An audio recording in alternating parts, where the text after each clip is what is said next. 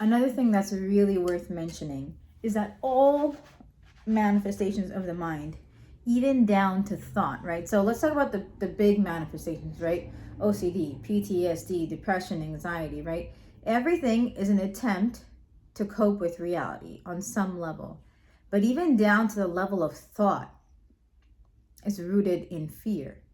And so there's a famous physicist by the name of Levine, I believe, who says all thought is a limitation. And it's actually true. I mean, as a human being, right, you experience fear, right? This is a fear body. This is an energetic body, right? So like all emotions are going to be experienced here all the time, including fear.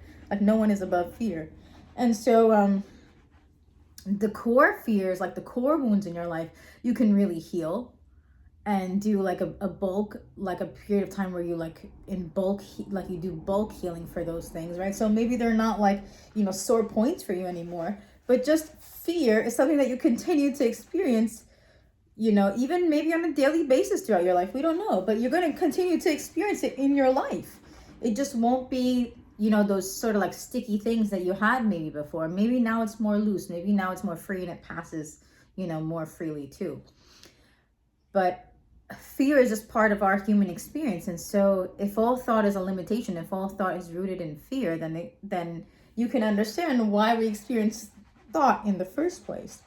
It's like like when I'm operating at my potential, right? Let's say I'm moving really fast around the house and I'm doing housework, I'm cleaning or whatever. When I'm not thinking, right, maybe you're washing the dishes, right? Whatever that task or activity that is for you that allows you to not think, you're actually operating at your potential. You're operating at your capacity, right? Your capacity, like let's say it's like right, at the tip of your head, right?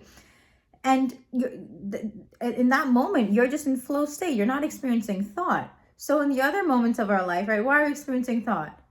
And some other moments we're experiencing even more thought, right? That's when you really start to listen, or you do like some healing in your life, because those areas, the thought is ultimately trying to protect you, right? If there's fear about those other things, then the thought is trying to protect you. And naturally, as human beings, we gravitate to the areas in our life that are thoughtless, right? So less and less thought involved, because that just feels better, right? We don't feel good when we're thinking a lot. We just don't.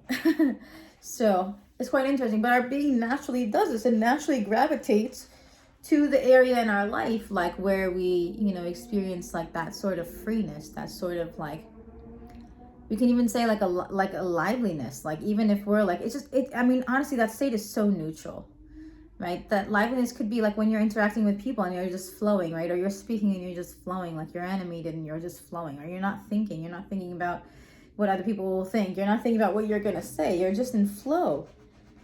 But really what that is, like experiencing your ordinary life, or like even just ordinary tasks by yourself around the house, right? It's a very neutral state. It's almost like it's so neutral that you're not even there, that your person, your identity, your story, right, your name even is not even there. There's nothing there. It's just moving. There's just flowing happening.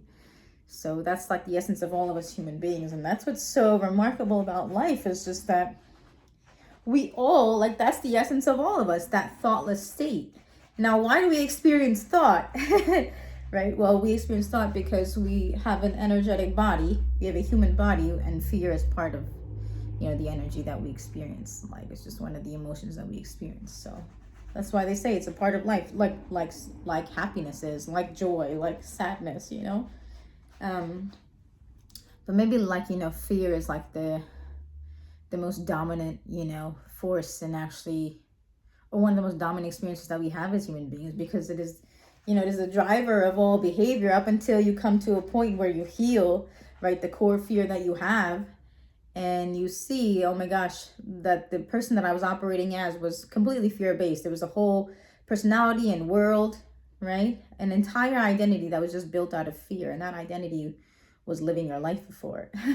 So when you heal, of course, like it's literally like a death, and you're born again, but this time like with less fear, and we can even say no fear, right? Those core fears, those core wounds don't exist here anymore.